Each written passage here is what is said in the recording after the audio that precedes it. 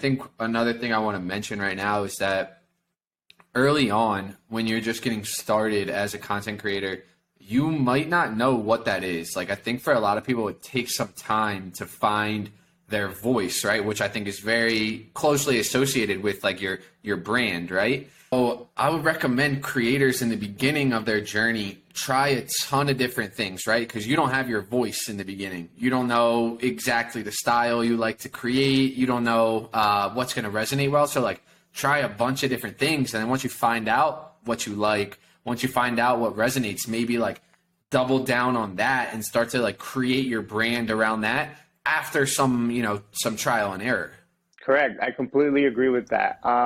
For me personally, I think I'd have put up like 10 videos before I had one reach over like, 5,000 views. At first, my views were like 100, 200, right?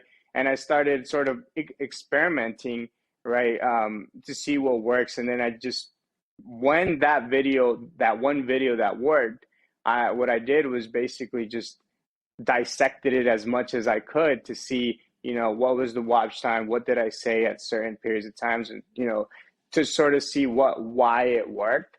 And then from there, I started producing similar topics, similar videos, and it sort of started growing, right? So I think definitely trying as much as you can, trying different styles, different video editing, different backdrops, the language you use, how you say it, your tonality, right? Getting very nitty gritty of what it is you're putting out there to find the thing that works for you.